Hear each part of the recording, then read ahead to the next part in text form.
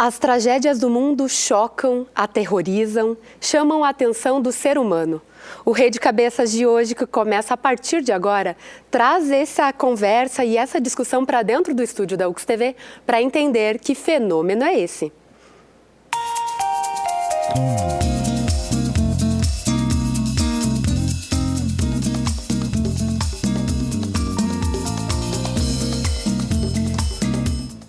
O trágico e o ser humano. Esse é o assunto do Rede de Olhares, que está ao vivo aqui pela UX-TV, canal de identidade, parceira do canal Futura. Você que está em casa e nos acompanha pode participar das nossas redes sociais, mandar questionamentos, sugestões ou até mesmo contar quais foram as tragédias que te marcaram. Para discutir esse assunto aqui no estúdio da UX-TV, nós recebemos a presença do Daniel Correia, jornalista. Seja muito bem-vindo. Boa noite a todos. Eduardo Sassi, que é psiquiatra. Seja muito bem-vindo. Obrigado. William Coupo, que é professor de filosofia. Seja bem-vindo também. Obrigado. E a gente aguarda a participação do José Francisco Bardem da Rosa, que é secretário executivo da Comissão Municipal de Defesa Civil daqui de Caxias do Sul. Para começar essa conversa com vocês, eu já vou começar contigo, Eduardo. Como é que a gente define uma tragédia? Quais são as características que vão dizer que isso foi uma tragédia ou não?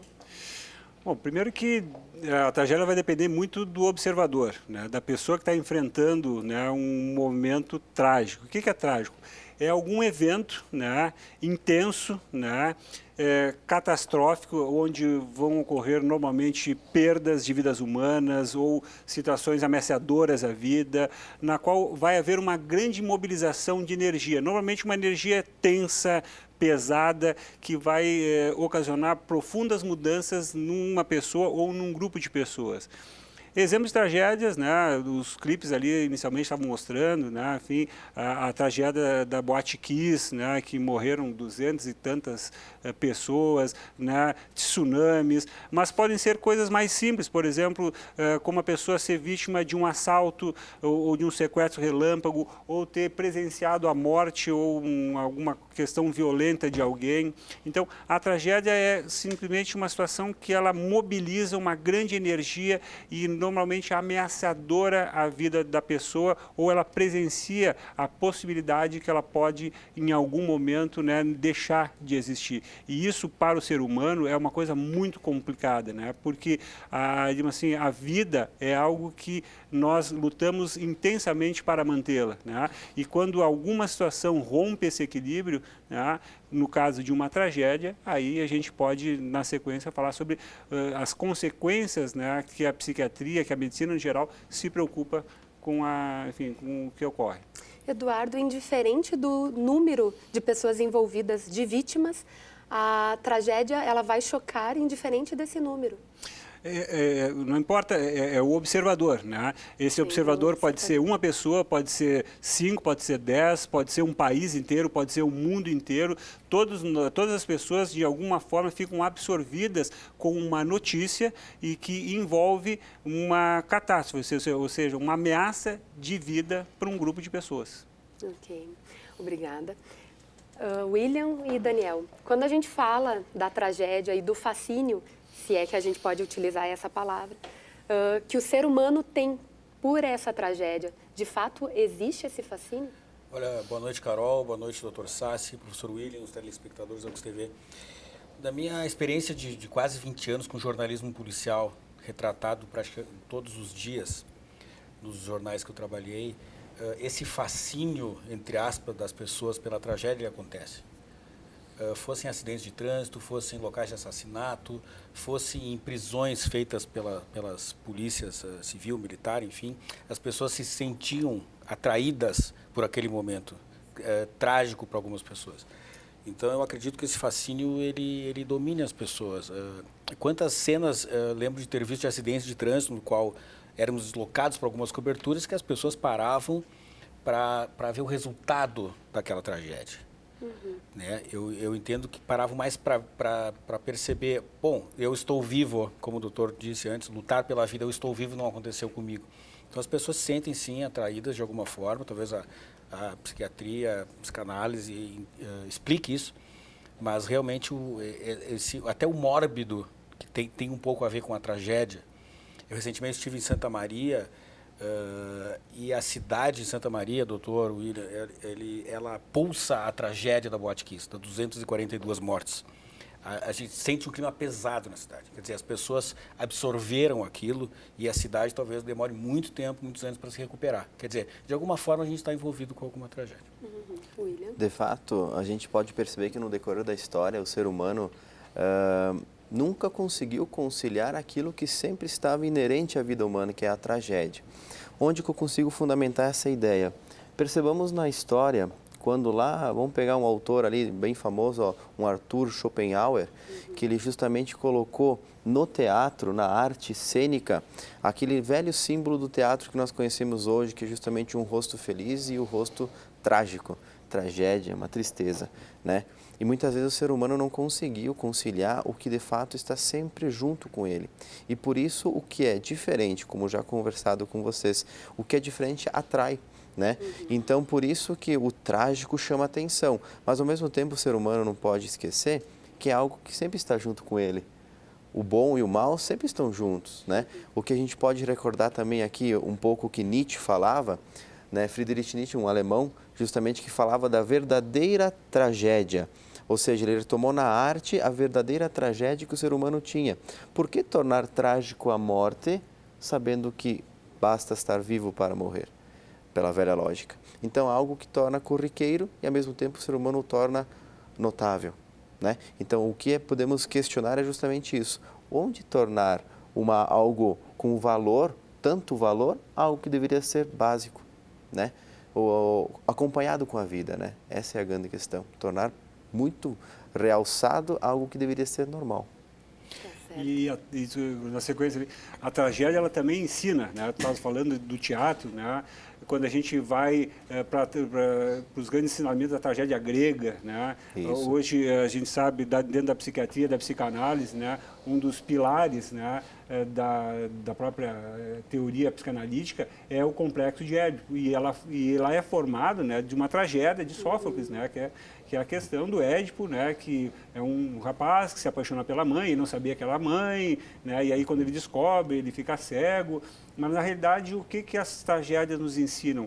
Elas nos ensinam a pensar sobre si mesmo, a pensar sobre quem nós somos. Ao mesmo tempo em que nós paramos para ver um acidente, ver se tem algum conhecido, ou até de uma maneira até mórbida, muitas vezes a gente quer ver se tem algum sobrevivente, ou quer ver sangue, algumas coisas, a gente quer também entender por que aquilo aconteceu, qual foram as circunstâncias nas quais aquilo resultou. E a morte, né, William, é bem isso, né? Por que transformar a morte, né, algo natural, algo que faz parte de todo o ciclo vital, numa grande tragédia? Porque, na realidade, a gente precisa aprender a morrer. Nós precisamos aprender como viver melhor, como viver em harmonia, em paz, porque esse momento ele vai chegar. Agora, quando chega de uma maneira catastrófica, né, enfim, isso desorganiza o ser humano, por quê? Porque não tem como, né, tu conseguir lidar com uma situação que tu não tem um controle. Da morte de 242 pessoas em Santa Maria, a mesma coisa, quer dizer, a imensa maioria eram pessoas de 20 a 25 anos, de 20 a 30 anos, quer dizer, pessoas que estavam no auge da sua vida, no auge da sua potencialidade e viram aquele momento desaparecer. Então, nós precisamos, né, enfrentar tragédias para aprender a viver. Eu acho que, Carol, as pessoas têm, isso eu traduzo pela minha experiência no jornalismo, tem uma dificuldade muito grande de contextualizar as situações. Então, quando vê algum fato isoladamente, como a tragédia Boate Kiss, como a morte do menino Bernardo, né, que chocou o estado inteiro, como algumas mortes que volta e meia aparecem e a mídia dá um impulso maior ou menor, dependendo o momento, dependendo a época do ano, né? As notícias têm uma dimensão um pouco maior ou menor nas mídias. Então, as pessoas têm uma dificuldade de contexto, de se achar nesse tamanho de tragédia ou de violência, que é a área que eu mais lidei na minha profissão. Que tamanho é essa violência? Ela está ali na esquina nos esperando? Ela tem acontecido com que frequência? Então, há muita dificuldade das pessoas entenderem que grau de violência que nos persegue. Os meninos Bernardos, eles estão presentes na sociedade gaúcha em todas as semanas, todos os meses, ou acontece a cada ano? Então, as pessoas têm uma dificuldade muito grande de se entenderem nesse contexto. Agravado pelo grau de insegurança que as pessoas têm, pela dificuldade de segurança da vida, pelo medo da vida, medo do ente querido, do filho, do parente, da mãe, do pai, do vizinho, do contexto da comunidade, agravada por isso, se torna muito difícil essa relação com a tragédia, com o que é inesperado, inusitado. Daniel, a gente já vai falar mais sobre o jornalismo e o sensacionalismo também. Mas para contribuir com a discussão aqui no programa, a gente chama um material que a nossa equipe de reportagem foi conversar com a Helen, que é uma psicóloga e que ela trabalhou na tragédia de 2007, que foi com o acidente da empresa TAM. Olha só. Em 2007, houve um acidente da TAM, de Porto Alegre a Congonhas, em que morreram mais ou menos umas 250 pessoas. Nós fomos chamados, então, eu acho que uns 2 dias depois, para atender no aeroporto de Porto Alegre. Clima de guerra, um atendimento completamente diferente de outros atendimentos. Pelo torpor, pelo entorpecimento que todas as pessoas estão, pela onda de choque. Primeira coisa, o volume é muito grande. E é importante se falar que em situações de tragédia é necessário que haja uma preparação para lidar com essas situações. Numa tragédia ocorre uma sensação de horror. Não é só a morte, não só a perda, mas também o horror de algo muito grande que acontece, de algo muito fora da normalidade. Por isso a sensação de que nós ficamos fora por um tempo. Então a gente chama de estresse pós-traumático, que é o quê? Uma reação de 3 meses após o acontecido, em que nos sentimos muito diferentes, com uma sensação de medo, com essa sensação de horror, essa sensação de que as coisas estão fora de lugar, e com toda uma reação de tristeza, de raiva, mas principalmente de medo. Tá, ok. Eduardo Sassi, como lidar com essa tragédia? Como superar ela? Muito difícil, porque novamente, cada pessoa vai ter uma capacidade de adaptação, que a gente chama de resiliência, né? Que é aquela plasticidade, aquela capacidade que todo o ser humano tem de poder lidar com uma dificuldade e encontrar maneiras, mecanismos de defesa saudáveis para conseguir superar esse tipo de situação. Então, a gente vai encontrar pessoas que reagem diferentemente a uma tragédia, né? Tem pessoas que simplesmente se desestabilizam, né? Entram em crise de choro, param de trabalhar, entram em depressão, né? Enfim, ficam com a sua vida completamente fora de lugar, como a Helen acabou de citar, né? Mas, simultaneamente, tem outras pessoas que conseguem, num momento desses, né, sair e se superar. Eu quero também citar, né, que o trabalho que a Helen fez é, né, uma coisa muito importante. Logo após o acidente da Boate Kiss em Santa Maria, né, a Associação Brasileira de Psiquiatria conclamava a psiquiatras, né, da região, do estado do Rio Grande do Sul ou de outro país para se deslocarem, né, para dar atendimento, digo assim, aos familiares ou às próprias vítimas ou sobreviventes. Tamanho era a mobilização emocional que as pessoas têm em função do que está acontecendo, né? Um outro exemplo que eu gosto de citar, quando a gente viaja por exemplo, para Nova York, né? O Nova York também viveu uma situação muito recente, né? Que foi o ataque às Torres Gêmeas. Então, para ter uma ideia, eles montam equipes multidisciplinares para dar atendimento específico para aquelas pessoas. Então, se viaja naqueles metrôs e aí tu vê em todas as línguas, né?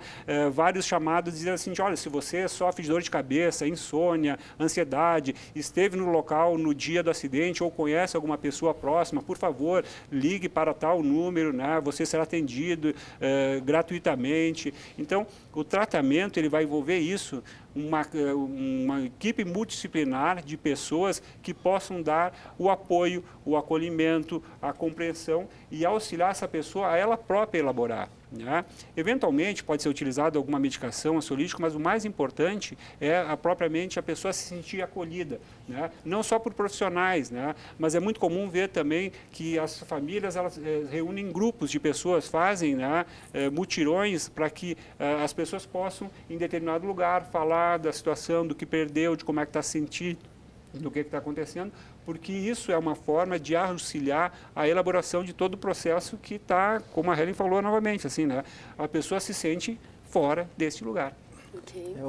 O grande equívoco que, no meu ver, a gente percebe das pessoas que vão dar não os profissionais da área, com certeza, mas aquelas pessoas que se chamam populares, né, e querem fazer o serviço por si só e alcançam uma magnitude, um raio de ter alcance essas pessoas, simplesmente peçam para elas esquecerem, né, o que aconteceu, né, vamos supor o acidente da reportagem, né, esquecerem o que aconteceu e continuar a vida. Impossível. Esquecer, né? Na verdade, a gente tem que justamente tratá-lo como uma ferida, né? Ocasionou uma ferida na pessoa. Isso foi um choque, um trauma, e trauma não se tira como se fosse uma peça de encaixe. Sempre, né? o William, doutor, me chamou a atenção o fato de as pessoas reagirem realmente de formas muito diferentes, como o doutor citou na abertura do programa. Algumas pessoas na tragédia, eu via perfeitamente, se isolavam do mundo completamente. Algumas buscavam uma palavra que vai aparecer em muitas coberturas jornalísticas, como da tragédia da TAM, do Boate Kiss, que é a busca por justiça. Essa palavra surge muito. Vou em busca da justiça. Pessoas que até então não haviam, por uma questão pessoal, uma questão de preservação do seu cotidiano, as pessoas hoje cada vez mais isoladas no seu mundo, que não passava pela cabeça que um dia fosse buscar essa justiça, fosse numa passeata de rua, fosse uma manifestação pela paz, fosse na frente de uma delegacia ou de um fórum. Então essas pessoas se tornam protagonistas. Elas nunca antes inseridas nessa luta, nessa busca por justiça, elas passam a ser. Nós vemos muitas pessoas que perderam filhos assassinados, ou vítimas de um acidente de trânsito no que alguém estava dirigindo embriagado e matou. Elas se tornam protagonistas de uma campanha pela paz no trânsito, pela não violência. Então, isso me chama a atenção, doutor. É uma questão até que eu me colocaria. Essas pessoas não são tocadas pela tragédia e pela violência. A partir do momento que elas são tocadas na sua família, no seu mundo ao redor, elas passam a tentar interferir para que não aconteça mais. Por que as pessoas não tomam essa manifestação antes, mas depois, tocadas pela tragédia, elas partem para isso? Bom, aí eu acho que parte de uma necessidade de tu continuar vivendo, né, tendo um objetivo de vida. Porque no momento em que tu assim, alijado de uma situação, tu tem um familiar que foi morto, ferido, ameaçado, qualquer que seja a situação, né, tu vê a tua integridade, né, também ameaçada. Então, a necessidade de tu te engajar numa causa. Né? Então, eu acredito que muito dessas situações, né, que familiares se unem por uma causa justa, né, de maneira nenhuma se discute isso, mas é a maneira que a pessoa encontra de manter um objetivo de vida. Por quê? Porque a tragédia em si, ela vai ter uma tendência a isolar uma pessoa, a deprimir, de fazer com que ela perca o interesse das coisas. Agora, no momento em que eu visto uma camiseta com o rosto do meu filho, dizendo que ele foi brutalmente assassinado, atropelado, ou vítima de qualquer injustiça, eu estou simplesmente, né, incorporando a continuidade de mim mesmo naquele determinado papel. Então, acho que, infelizmente, é assim, né? O ser humano ele só vai reagir na medida que ele for tocado. E isso, tragédias tocam, né, as pessoas. Né? E só um outro pequeno detalhe, muito bem colocado, os sintomas, né, do transtorno de estresse pós-traumático pela Helen, né, que ela falou que uma média de duração de um transtorno é em torno de 3 meses. Né? Isso, digamos assim, dos sintomas agudos, né? Mas a gente percebe hoje, né? Tu falaste na abertura do programa também, né, Daniel, que a cidade de Santa Maria respira a situação. Por quê?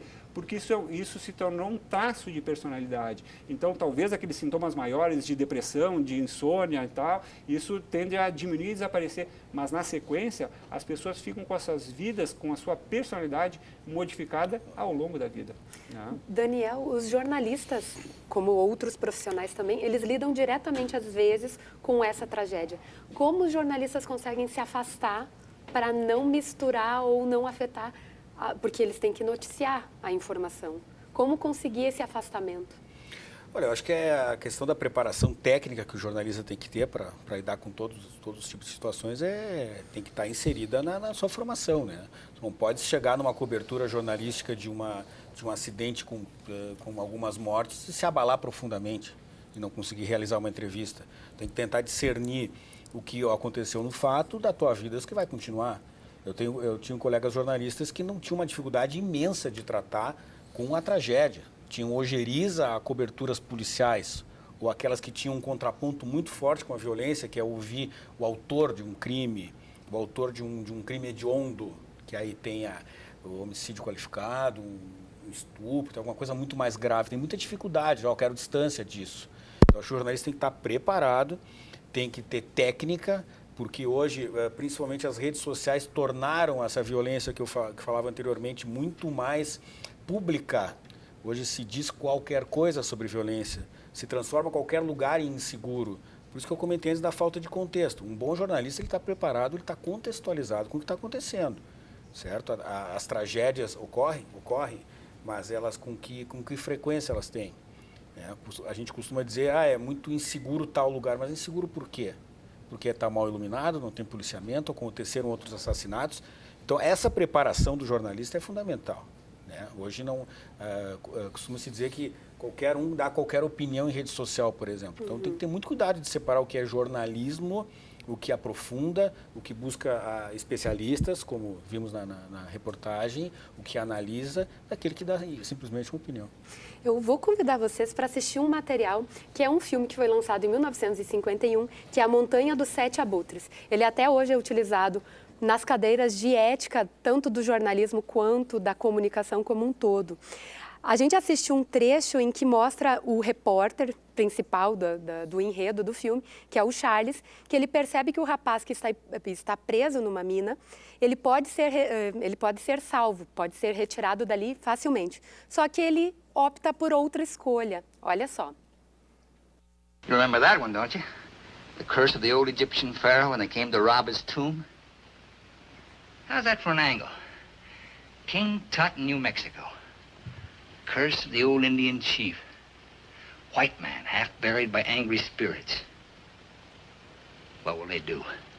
Will they spare him? Will they crush him? Oh, give it to me straight, Chuck. How does it look? Can they get him out? Huh? Certainly. Well, how soon? I don't know. Floyd Collins lasted 18 days. I don't need 18 days. If I just had 1 week of this... Oh, brother. You're kidding, Chuck. You don't really wish for anything like that. I'm not wishing for anything.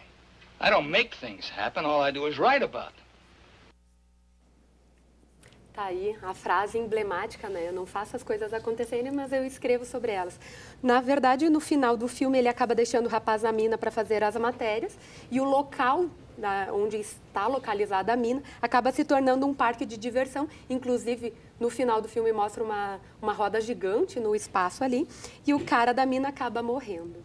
Antes de comentar isso contigo, Daniel, a gente recebe então o José Francisco Bardem da Rosa, que é secretário executivo da Comissão Municipal de Defesa Civil de Caxias. Seja bem-vindo. Obrigado. Tudo certo. Na verdade, Daniel, quando a gente vê algumas tragédias que acabam se tornando espetáculo, como a do caso Isabela, que teve um repórter que foi discutido muito isso, que ele entrou ao vivo mostrando sempre do mesmo ângulo, sempre mostrava a janela do quarto da menininha onde ela tinha sido atirada, mas quando ele girou a câmera, ele mostrou várias pessoas vendendo cachorro quente, pipoca, mostrou o espetáculo ali localizado. Por que o jornalismo às vezes apela para o emocional? Eu acho que essa emoção, ela tem audiência, né? A audiência conta no jornalismo. As empresas jornalísticas sobrevivem de audiência, seja em sites, seja no rádio, seja TV, seja venda de jornal. Então, o espetáculo faz parte. Se tudo tivesse transcorrendo normalmente numa cidade, numa situação, não venderia jornal, por exemplo. As pessoas, elas têm sagacidade do mórbido. Tem, sim. Eu tenho certeza que a janela que tu citasse do prédio onde morava a menina Isabela virou ponto de referência. Ponto para vender pôsteres com a foto da menina, para vender cachorro-quente. Então, porque as pessoas se atraem, elas têm essa curiosidade. E se torna um espetáculo, sim. Por quê? Porque tem lucro em cima. Então, não podemos ser hipócritas de dizer que não tem isso. Tem essa tragédia, essa violência, às vezes gratuita, às vezes inesperada, na qual a gente pensa, no caso do menino Bernardo, poxa, estava acontecendo na casa ao lado a minha e eu não sabia. Quando isso tudo vem à tona, se torna um espetáculo. Se torna, todo mundo dá opinião, todo mundo dá palpite, todo mundo diz, mas eu via isso, eu via aquilo. Então eu acho que é normal que aconteça isso, que as pessoas tendam a lucrar, entre aspas, com essa tragédia. Barden, e você que representa e que coordena, inclusive, a Defesa Civil aqui em Caxias, como é que é lidar com essas tragédias? Pode falar no microfone. Pois não. Bem, eu desempenho a função de secretário executivo da Defesa Civil do nosso município. Sou diretor-geral da Secretaria de Segurança e Proteção Social. Fui para a reserva em 2011 da Brigada Militar e fui comandante regional de bombeiros na região da Serra. Então, a nossa experiência ela vai muito ao encontro disso que o Daniel falou, que nas ocorrências que o Corpo de Bombeiros, as tragédias que a Defesa Civil atende, nós temos uma grande quantidade de curiosos, pessoas que não estão lá para ajudar, apenas para acompanhar o desenrolar dos acontecimentos, mas nós temos sim pessoas muito dispostas a colaborar. Nós realizamos no Corpo de Bombeiros de 2007 até 2011 a formação de mais de 140 agentes voluntários da Defesa Civil que receberam capacitação para busca, salvamento, resgate, combate a incêndio e realizaram também estágios junto ao SAMU, no hospital, também no pronto-socorro hospitalar, para que tenham, então, esse trato aí com essas ocorrências que envolvem sangue, acidente com múltiplas vítimas, né? Então, o voluntariado é uma realidade interessante no nosso município. E o Corpo de Bombeiros, a Defesa Civil, tem muito contato também com os voluntários da Cruz Vermelha. Então, são pessoas aí que se dedicam no dia a dia para auxiliar o próximo e encontram, nos seus horários de folga, um espaço para se dedicarem também com solidariedade à comunidade. Como o senhor conseguia se afastar, até justamente por trabalhar anos no Corpo de Bombeiros, se afastar do fato para não se envolver, para conseguir de fato trabalhar? Esse preparo existe desde a formação inicial, quando se faz o curso, né, de especialização em bombeiro, e a pessoa vai se acostumando não com a dor alheia, mas com o trato no dia a dia de como contornar essas situações é de fundamental importância.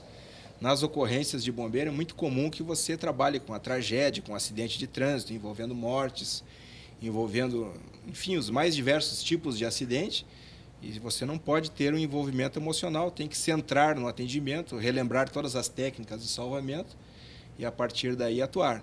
É como os profissionais da saúde também, os médicos, os enfermeiros, têm que ter esse preparo e não ter um envolvimento emocional para que eles possam ter sucesso nas suas atividades. Ok, obrigada. William, quando a gente falava ali do jornalismo, como é que é a tua análise em cima das matérias que acabam sendo apelativas em função de quando tornam uma tragédia em um espetáculo? Claro. Na verdade, no meu ponto de vista, existe o embaralhar de dois conceitos, e de repente até o Daniel pode me auxiliar ou concordar comigo, que quando o jornalista ele está apto ou está preparado, como já foi bem dito, a desempenhar a função dele, ele está influenciado por um conceito fundamental que é a publicidade, ou seja, tornar público aquilo que de fato é, o mais verossímil possível, né? Mas quando essa publicidade, esse conceito se transforma em propaganda, que nós sabemos o dia é propagar aquilo, ou seja, ganhar em cima daquilo, né? Nós sabemos que daí cai por terra toda a realidade e a pessoa entra num mundo, né, de ideias, que o que pode ser, né? O quão grave foi a tragédia de Santa Maria, mas eu tive que esperar para cair a ficha, porque não sabia que de fato quantos tinha, não sabia qual que é a verdade, o que aconteceu de fato, até chegar na verdade. Então, acredito que rolou muito interesse também aí. Quando teve o acidente com a TAM, pelas informações que eu tive, a equipe de resgate teve um tempo que demorou até ir até o local, né? Aí não se sabe também direito, aí a gente vê pelas conversas entre especialistas, que não se sabe se não tinha também, olha que tragédia, né? Falar de tragédia também assim, se não tinha jogo político também aí, dito sobre a falta de auxílio ao necessitado, né? Nós não podemos ser, como já disse, a palavra foi dita, hipócritas em dizer que não existe jogo de interesse quando se trata de vida humana. Infelizmente existe. Só que aí, acima disso, nós temos profissionais. E esses profissionais é que dão o aval, dão a credibilidade, dão a confiança para aquele que está ouvindo. Profissionais com trabalho, profissionais com um caminho percorrido, esses são de verdade aqueles que vão dar a verdadeira realidade. E diferente daqueles que não têm preparo. Então, por isso que o que circula justamente na visão das pessoas, justamente é isso. Será que vou acreditar nisso? Nossa, que horror! Vou acreditar o que aconteceu? Bom, mas quem está me falando? Ah, mas este tem credibilidade. Né? Então, a credibilidade está em jogo. E cuidado de confundir os dois conceitos. Né? Quando nós falamos de tragédias, com mortes ou não, como foi bem dito, né? Não necessariamente nós temos que fazer a propaganda. Para que fazer a propaganda? Não, temos que tornar público aquilo para as pessoas terem noção do que foi, tornar conhecido isso, né? Então, tornar público isso, né? Muitas vezes, William, o jornalista não está preparado para o tamanho, entre aspas, da tragédia. Pois é. Me chama a atenção, talvez o doutor possa ajudar, porque em alguns momentos, o Barden falou dos bombeiros, né? Se um bombeiro resgata um gatinho que ficou pendurado em cima de um galho de uma árvore, e aquilo tem uma certa divulgação, por que em alguns momentos toca mais as pessoas, aquele resgate de um bichinho lá, que tem que ser resgatado, sim, do que um assassinato de alguém que morreu na madrugada num bairro distante aqui de Caxias? Que diferença é essa? E a gente percebe esse tocar mais pela dimensão que a notícia tem, pela repercussão que ela tem em redes sociais, em sites. Nós vemos as pessoas falar do gatinho que foi salvo e não da pessoa morta ali na esquina. O que acontece com as pessoas? Incêndio em boate no Rio Grande do Sul mata mais de 240 pessoas na maior tragédia em 50 anos. Madrugada de 27 de janeiro de 2013. Tsunami que atingiu o Japão em 2011 e os destroços do terremoto somam quase 25 mil mortos. Massacre de Realengo. Abril de 2011. Wellington Menezes de Oliveira, 23 anos, invade uma escola na comunidade Realengo, na cidade do Rio de Janeiro, e mata 11 estudantes de 12 e 14 anos de idade. Abril de 2015. Terremoto de magnitude 7,8 deixa mais de 6.800 mortos no Nepal.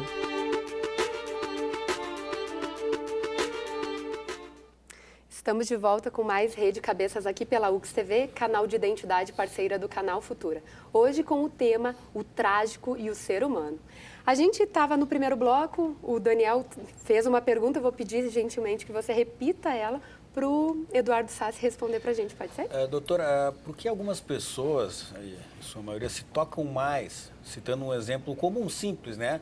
Pelo resgate de um gatinho, repito, um exemplo, né? Trivial, que ficou 2 dias em cima de um galho de uma árvore, do que por um assassinato de uma pessoa que foi morta na madrugada, num bairro distante, na periferia da cidade. Por que as pessoas têm esse tocar mais, esse olhar mais para o gatinho? E nós sabemos disso pelos termômetros que hoje são as redes sociais, são comentários, vi o resgate dos bombeiros lá e tal, mas não a pessoa que morreu.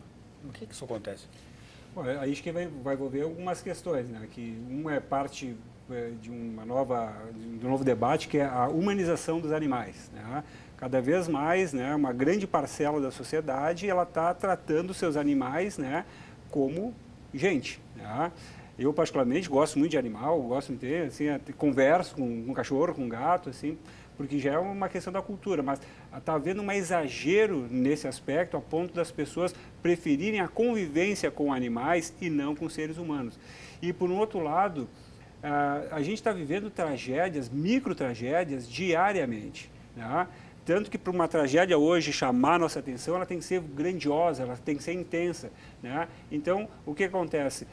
Nós passamos todos os dias pelo morador de rua que fica debaixo da marquise da nossa casa, né? E simplesmente não olhamos, ou até vamos admitir, essa pessoa aí está morando aí porque quer, esse é mais um bêbado, é mais um drogado. A gente há uma tendência muitas vezes a desmerecer aquela situação, muito porque talvez nós estejamos vivendo um processo, né, de afastamento humanitário para poder conviver com essas tragédias que ocorrem no dia a dia. E, infelizmente, essa é a nossa pior face da humanidade. O William estava colocando no início, né? Nós somos bons e nós somos maus. A gente procura fazer o bem a maior parte do dia, né? mas às vezes a gente vai fazer o mal, com intenção ou sem intenção, não importa, mas isso vai existir. Então, isso infelizmente está acontecendo, Daniel, né? Nós não enxergamos as nossas micro-tragédias porque a gente prefere não ver para não sofrer e inclusive para não ter que agir em relação a esse aspecto. Agora, o que está nos mobilizando mais? Não são mais aqueles pequenos assaltos, aquelas situações, a gente ouve tal, mas 20, 30 minutos depois a gente já esquece. Agora, situações intensas e que aí entra o papel não só da publicidade, do propagandear uma tragédia, que não nos deixa esquecer essa situação. Em parte isso é fundamental, é importante, porque a gente precisa saber lidar com isso. E precisamos saber agir em situações de emergência, precisamos saber evitar que novas tragédias aconteçam, mas, ao mesmo tempo, pequenas tragédias estão no processo de desumanização, infelizmente. Ok. Lembrando que você é o nosso convidado. Para participar ainda dá tempo, o programa vai até às 7h30 da noite. Então, pelos nossos canais de interatividade, redes, tanto Facebook, facebook.com/UXTV, Twitter, @UXTV, ou pelo nosso telefone, 3218-2194. Voltando e retomando esse assunto, gente, nós separamos uma entrevista que o professor doutor em Sociologia Política, o Carlos Gadeia, deu para a revista Mundo Jovem. E ele foi questionado sobre os programas que extrapolam a violência, que seriam aqueles programas mata-bandido, entre aspas, né? Por que, na verdade, o discurso funciona e faz tanto sucesso? Aí ele responde o seguinte: isso já foi estudado pela psicologia social. Quando uma pessoa assiste a esse tipo de programa e reage de maneira discriminatória, de certa forma é para buscar autoafirmação, se dizendo melhor do que aquela que está sendo apontada. Por isso, a classe média não se interessa tanto por esse tipo de programa, porque ela não se compara com essa classe que está sendo estigmatizada nos materiais que são exibidos. É esse espelho socioeconômico que nutre esse tipo de programa. Tudo está sendo muito bem pensado para atingir determinado público. Queria que vocês comentassem a respeito da fala do professor Carlos Gadeia. A questão que veio à tona foi as classes, né? Atingir as classes de pessoas. E quando se fala classe, já vem na minha mente o Karl Marx. Vem falar das classes sociais, né? E vem dividir logo aí para poder distinguir que aí está o poder, né? Em tal classe está o poder e outra não está, né? Bom, eu sou daquela ideia que todo mundo possui um poder da informação. Todo mundo possui, alguns com profissionalismo, né? E, na verdade, o que vem à tona quando a gente fala justamente atingir tais pessoas é justamente o ser humano como aquele que não quer admitir que precisa do algo trágico. Ele nega fielmente, piamente, qualquer algo trágico que venha para ele como informação. Nossa, que horror, não quero nem ver. Mas ele tapa a mão com o olho e vê o outro olho também, que a curiosidade atinge, né? Então, quando a gente fala em atingir classes, na verdade, a gente quer atingir o outro. O outro nada mais é do que reflexo nosso. Então, aí vem aquela questão sempre debatida da subjetividade, né, que o doutor já falou também, que depende de casos e casos para a gente poder analisar. E quando a gente fala justamente da necessidade do outro perceber a questão do trágico, do outro, é a mesma formação se fosse simular aqui para vocês. Olhem, pessoal, o que eu tenho aqui, mas deixa eu olhar também porque eu quero ver, né? Então, justamente essa necessidade do homem querer mostrar para as outras pessoas, mas ao mesmo tempo há de suprir algumas dúvidas que tem nele, né, através da curiosidade. Então, a tragédia por si só, o tema por si só, esses programas que exigem, ou pelo menos que mostram a violência, né, e querem, com uma forma de educação, mostrar isso, justamente isso, a educação como eles querem que seja entendida, nada mais é do que querer fazer o quê? Acobertar uma curiosidade que o ser humano tem, né, que é justamente aquela curiosidade que prevalece ante a negação, né, não quero ver isso, mas ela é mais forte. Não, eu quero ver, né? Então, eles formam uma certa educação perante as pessoas, do qual o próprio ser humano quer tentar se completar. Aí eu reconhecer-se como si mesmo, né? O velho dito de reconhecer no outro. Como eu vou reconhecer algo trágico como bom para mim, né? A velha dúvida, vou reconhecer isso como bom, como educativo, mas se estou olhando o lado negativo do que aconteceu da situação, como eu vou levar para o lado bom da minha vida, né? É a grande tarefa do ser humano, tentar fazer essa transformação. Eu acredito, que esses programas sensacionalistas que eu logo identifiquei, né, nessa fala, eles trazem isso nas pessoas. As pessoas têm um senso de justiça interno, cada um tem o seu, que muitas vezes não pode se transparecer socialmente, publicamente, ou num debate, mas tem. As pessoas conversam com a mídia eletrônica, com a televisão, quando aparece alguém preso e algum âncora de um programa nacional diz, preso, e nomina ele com palavrões que não se pode dizer aqui no ar, as pessoas se sentem justiçadas por com algum motivo relacionado à violência. Né? Como se fizesse justiça com as próprias mãos ali apontando, viu, bem feito, está preso, viu, merece o que aconteceu. Então esses programas tocam em algo nosso, talvez o doutor nos ajude, que é um senso de justiça.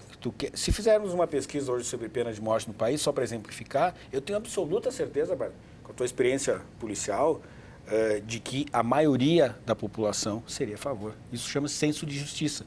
Não é o melhor caminho, não é a melhor saída, não é, mas as pessoas têm isso. Então esses programas, eles ganham esta audiência em cima disso. E aí o repórter vira comentarista, ele vira delegado, ele vira promotor e juiz até. Ele interfere na pauta, ele não tem um profissionalismo, entende? Então ele faz a pergunta e responde pela pessoa que está detida muitas vezes. E as pessoas se sentem vingadas de alguma forma com aquela amostragem. O que é interessante, Daniel, perceber esse senso de justiça que tu citaste muito bem, e é deveras aquilo que mais atrai nas pessoas, isso eu quero fazer com as minhas próprias mãos, vou falar aquilo que de fato eu entendo por justiça, justamente é o que nós devemos aqui analisar, ou pelo menos discutir, é justamente com que grau esse senso de justiça ele é abordado. Por exemplo, como tu citaste, apenas um exemplo da pena de morte, né? Também estou sendo acadêmico também na área de direito, né? E a gente sabe que quando se entra, é engraçado falar isso, mas quando a gente entra no curso de direito, todos são a favor da pena de morte. Mas no decorrer do curso, você troca opinião. Pela carga de conhecimento que tu obtém, né, justamente percebe que para os países que implantaram a pena de morte, para violências, o qual pegou, mesmo assim não diminuiu o índice de violência. Aí tu começa a ter informação. E falando em informação é tudo, né? Então, vou fazer o meu minha justiça. Perfeito. Ele foi preso. E tomara que lá lhe aconteça algo pior. É assim que a gente ouve, né? Foi preso porque roubou uma menina e foi preso. Bem feito. Mas não se sabe o que pode estar passando por trás daquela pessoa, né? E aí a gente poderia cair aqui com os direitos humanos e tudo aquilo que ia falar. Mas o senso de justiça ele deve ser bem adotado partindo da informação que se tem. Ok. Até a gente fala tanto das tragédias e a gente sabe que são nas tragédias que as pessoas se unem e se solidarizam de fato. A nossa equipe de reportagem foi conversar com o Dirceu, que foi voluntário na enchente de 2011 na cidade de Itajaí, em Santa Catarina. Olha só a resposta dele. Houve uma tragédia, uma grande enchente em 2011 em Itajaí. E por ser o estado que eu nasci, isso me chocou muito, né? E através da Defesa Civil de Santa Catarina e outros contatos, eu consegui ir até Itajaí. Fiquei 10 dias ajudando. Eu sempre vi essas tragédias de Santa Catarina pela televisão, né? Apesar de ser de lá, eu estou mais tempo aqui. E aí eu via muito pela televisão e eu sempre tentei ajudar, nunca consegui. Quando eu cheguei assim, vi aquilo pessoalmente, me chocou muito, porque parecia que eu estava no Vietnã. Era uma situação assim, que não dava para compreender como é que a natureza fez aquilo. Até a gente teve acidentes lá, né? Comigo mesmo, a gente teve um acidente de carro, a gente caiu todo mundo do caminhão, uns se machucaram, quebraram o dedo. Mas aquilo, eu sofri um trauma na perna, eu caí nesse trabalho todo, né? E eu, machucado mesmo, eu senti que aquilo havia uma força maior, assim, me ajudando. Às vezes eu ia para as vilas com o caminhão do exército, a gente entregava o mantimento para as pessoas, a gente chorava muito, porque era pouquinha coisa, que para aquela pessoa era tanto, né? Então, de uma forma ou de outra, eu me senti bem pra caramba, acho que fiz meu papel e sempre que puder vou fazer, mas é bem difícil assim de tu lidar com isso. É que acontece uma tragédia atrás da outra, entendeu? É muita tragédia e uma tragédia acaba esquecendo a outra. E sempre que há uma tragédia, a gente fica chateado e até mesmo traumatizado com aquilo que acontece, mas a gente está sempre esperando por alguém fazer, né? Tá aí. Lembrando que na enchente de setembro de 2011, que aconteceu em Itajaí, foram quase 1 milhão de pessoas afetadas, tendo suas casas alagadas ou soterradas em 91 municípios do litoral catarinense. Sendo que em 2008 também já tinha acontecido uma enchente que também marcou e teve repercussão como a de 2011. Eduardo Sassi, quando a gente escuta a fala do Dirceu, que ele vai dizer uma tragédia apaga a outra, de fato isso acontece? Porque, claro, são várias que vão acontecendo. Por exemplo, a de 2008 é esquecida por causa da de 2011. E outras tragédias acabam sendo esquecidas em função de outras maiores? Bom, primeiro que eu não concordo que haja um esquecimento, né?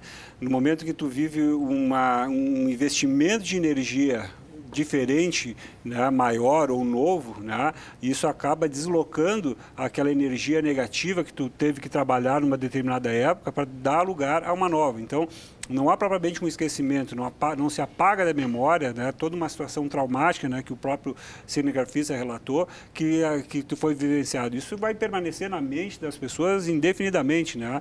Quem está envolvido, mas quem não está envolvido. Que eu ligo a televisão, hoje eu estou vendo uma tragédia, amanhã eu ligo de novo, ou daqui uns 5 meses eu vou ver a tragédia do Nepal e daqui uns 10 anos vai ter outra. Então, é esse esquecimento exatamente. Que ele falava. Não, aí entra que a gente estava comentando, mas assim, a questão de eu precisar me afastar emocionalmente dessas questões para conseguir a minha vida. Então, eu me dessensibilizo gradativamente na medida que uma tragédia vai dando lugar à outra, né? Mas o que eu acho legal também nessa parte, né, das tragédias, se a gente pode usar esse termo, né, enfim, é que nós entramos em contato com a melhor parte do ser humano, que é aquela rede, né, de apoio, aquela rede de solidariedade. Tu vê pessoas que até então nunca tiveram experiência com isso, agindo em situações difíceis, complicadas, quer dizer, doando suas coisas, doando seu tempo, partilhando, auxiliando outras pessoas. Quer dizer, eu acho que aí, infelizmente a gente observa isso, que o ser humano se mostra na sua plenitude no momento que ele vai ajudar ao outro. E isso o torna mais íntimo, o torna participando daquele processo. Então, é uma maneira fantástica de eu poder superar, ou pelo menos ajudar pessoas a superarem esse trauma. Carregando caixas, né, móveis, orientando para um abrigo, qualquer que seja a situação. Madre Teresa já dizia que as pessoas não precisam só de pão, elas precisam de carinho e amizade. E acrescentaria uma terceira palavra, solidariedade, que é nobre. Gesto nobre e solidário. E a gente se sente mais solidário quando é tocado por algo. Talvez o grande ensinamento dessa fala do Dirceu, parabéns para o Dirceu pela atuação dele, seja com que a gente se comova com as situações antes de acontecerem. Traduzindo para a violência, o Bernardo, que foi assassinado no Rio Grande do Sul, menina Isabela, São Paulo. Quantos Bernardos e Isabelas estão vivendo sobre a situação que essas crianças viviam? Talvez o despertar das pessoas de perceberem isso, de acionarem os órgãos de segurança, de se comoverem, se tocarem e não dizerem depois, poxa, quer dizer que acontecia dentro daquela residência, acontecia isso. Talvez esse despertar da solidariedade seja a grande lição de fazer isso todos os dias. Barden, você que lida diretamente com isso todos os dias. Exatamente. E uma das questões importantes é essa que o Daniel referiu, relativo à solidariedade, que a Defesa Civil trabalha profissionalmente com a administração da solidariedade alheia. Nós temos que trabalhar nesse viés. Então, tem muitas pessoas dispostas a auxiliar em situação de desastre e a Defesa Civil faz esse trabalho, não só com os órgãos públicos, com as entidades de assistência social, enfim, mas com todas as pessoas que têm essa disponibilidade. E esse trabalho de capacitação do voluntário, aquilo que referiu o Dirceu na percepção dele de que após uma tragédia se sobrepõe outra e as pessoas acabam esquecendo, nós que trabalhamos profissionalmente, tanto no Corpo de Bombeiros, na Defesa Civil e nos órgãos que atuam em desastre, a nossa percepção é diferente. Cada tragédia serve como aprendizado e nunca se esquece aquilo que se passou, não é? A gente vai agregando conhecimento, novas técnicas, e isso tudo é muito importante. E nessa tragédia de Santa Catarina, em 2011, nós tivemos também essa percepção da necessidade de se capacitar os voluntários para que eles possam, de uma maneira mais organizada, terem capacidade de atuar sem se transformar também em vítimas, não é? Então foi dado toda uma capacitação uniforme para os agentes voluntários e isso mobilizou e muitos agentes de Caxias do Sul trabalharam nessa tragédia em Santa Catarina. Que legal. Gente, o programa está quase se encerrando. A gente faz uma rodada final das conclusões, do que a gente pode concluir, das coisas positivas, negativas aí, da questão das tragédias. Bom, do ponto da questão médica, né, a preocupação que a psiquiatria tem, né, é de atuar dentro de situações catastróficas como essa, tentando auxiliar pessoas, né, a superar, a tentar encontrar um caminho, conduzir a sua vida para que elas consigam, de alguma forma, né, assim, ter uma energia suficiente para poder seguir o seu caminho, né?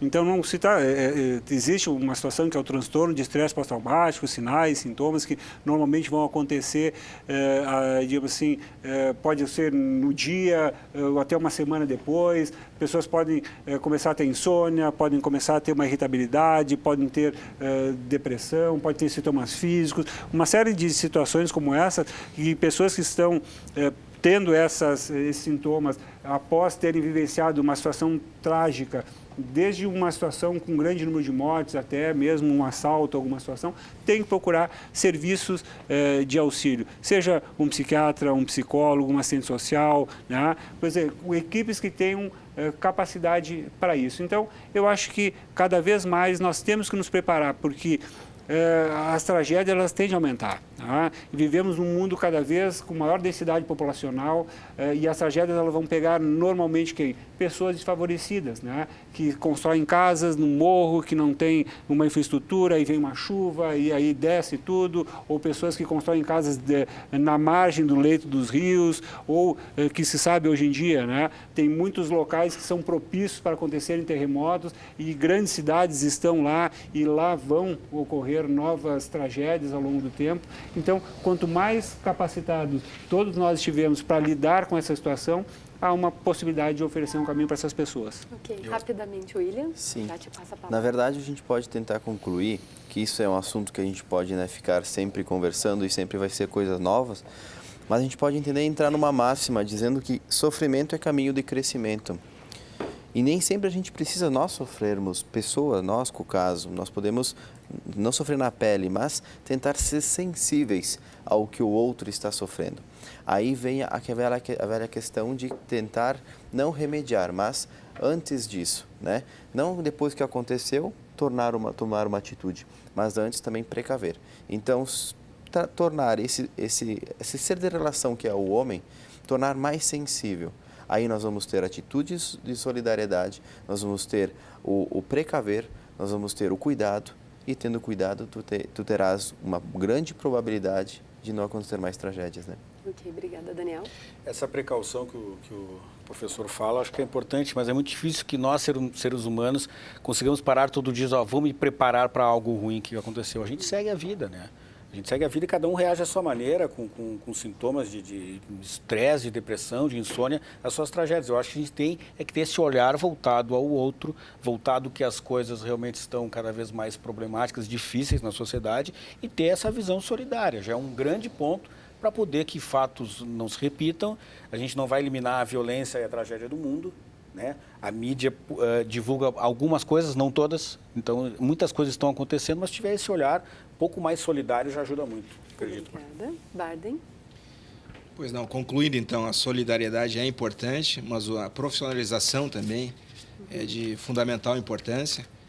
E o trabalho preventivo, nós tivemos agora, poucas horas atrás, uma reunião importante da Defesa Civil com o Exército Brasileiro, com a Polícia Militar, com o Corpo de Bombeiros, com as secretarias do município, coordenada pelo nosso secretário de Segurança, Roberto Lousada, onde, em razão do alerta meteorológico, que nós estamos prevendo para as próximas 72 horas, fortes chuvas e ventos na região da Serra, e a Defesa Civil tem que estar preparada, não só com os voluntários, mas também com os segmentos profissionais que lidam com os desastres. Ok, muito obrigada, José Francisco Bardem da Rosa, Daniel Correia, Eduardo Sassi, William Cope, obrigada por participarem do Rede Cabeças e aprofundarem essas questões que às vezes a gente não entende, esse fenômeno da questão da tragédia e essa fascinação do ser humano para essas questões.